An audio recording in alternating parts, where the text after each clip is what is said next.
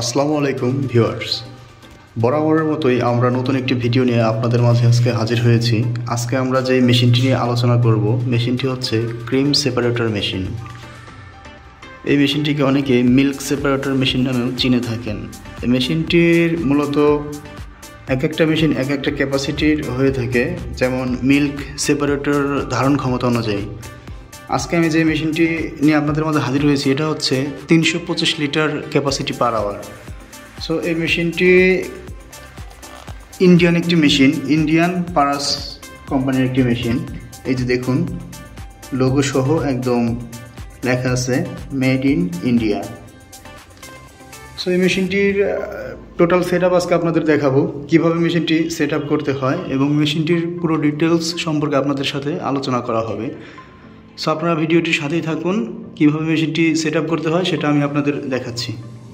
So এই মেশিনটি set up দেওয়ার জন্য সর্বপ্রথমে যেই 5টা সেট আপ দিতে হবে সেটা হচ্ছে বোল। এই বোলটির ভিতরে আছে 30 থেকে 32টা স্পট বাটি। এই যে ঠিক এই ধরনের বাটি, এই যে দেখেন এই যে স্পট বাটি, এই স্পট বাটি আছে 30 থেকে 32টা। যেই 32টা বাটি এর ভিতরে বসায় দেওয়া হবে। এই যে একদম, হ্যাঁ, এই যে এইভাবে বসে একটি ঘুরান দেওয়ার পরে যখন দেখবেন যে এটা নড়াচড়া করতেছে না, তখন বুঝতে হবে যে এটা পারফেক্টলি বসছে। আমরা দুধের ড্রেনটি সেট আপ দিলাম। দুধের ড্রেনটার পরে আমরা যেই ড্রেনটা সেট আপ দেবো এটা হচ্ছে ক্রিমের ড্রেন। আসলে উপরে যেই ড্রেনটা থাকবে এটা দিয়ে মূলত ক্রিম বের হবে, দুধ থেকে ক্রিমটা সেপারেট হয়ে এই ড্রেন দিয়ে বের হবে। আর নিচের দিকে যেইটা আছে সেটা হচ্ছে দুধটা ভাঙানোর পরে, মানে ক্রিমটা সেপারেট হওয়ার পরে বাকি যেই দুধটা থাকবে সেটাই নিচের অংশ দিয়ে বের হবে। এরপরে আমরা সেট আপ দিব।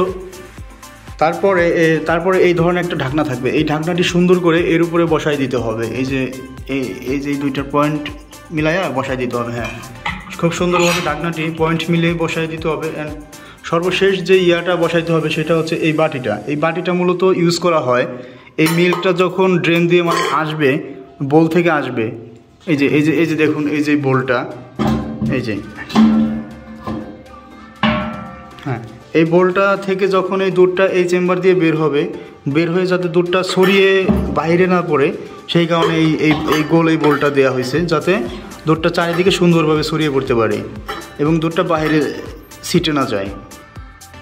সো ভিউয়ার্স, এখন আমি বলবো যে আমাদের এই ক্যাপাসিটি সম্বন্ধে। এই মেশিনটি টোটাল 300 লিটার মেশিনের ক্যাপাসিটিটা, এই মেশিনটার যে বোলটা দিয়ে এই মেশিনটা সেট আপ করা হয়েছে, এই মেশিনটা 35 লিটার ক্যাপাসিটি।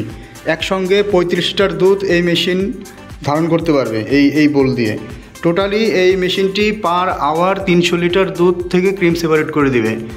সো এই মেশিনটি যে ইন্ডিয়ান একটি মেশিন তার সবচেয়ে বড় প্রমাণ হচ্ছে এই দেখুন, একদম খোদাই করা, মানে স্টিলের করা আছে।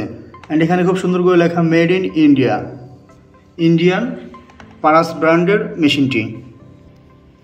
বর্তমান সময়ে বিভিন্ন কোম্পানি এই মেশিনটির নকল এবং ডুপ্লিকেট করা ধরছে, যে কারণে আমরা কিভাবে মেশিনটি চিনবো যে এই মেশিনটি এসএসের কিংবা এমএসের। সাধারণত এই মিল্ক সেপারেটরের জন্য এসএসের ইয়াগুলো সবচেয়ে বেশি ভালো হয়। আর এসএস আর এমএস আমরা তখনই তফাৎটা বুঝতে পারবো, আমরা যখন ম্যাগনেট লাগাবো এই বলে, তখন ওই এসএস হইলে ওই ইয়াটা ধরবে না। এই দেখুন যে ম্যাগনেটটা লাগানোর পরে কত সুন্দর ধরতেছে না আর কি, পড়ে যাচ্ছে।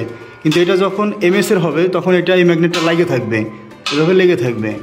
খুব সুন্দর দেখবেন যে যেখানে আমরা এটা ধরবো, যে ম্যাগনেটটা ধরার সাথে সাথে পড়ে যাবে, লেগে থাকবে না, কোথাও কিন্তু লেগে থাকতেছে না। এই বাটিতে লাগাইলেও লাগবে না, এখানেও লাগবে না, মানে প্রত্যেকটা বাটি এবং বোলগুলা এসএসের একদম।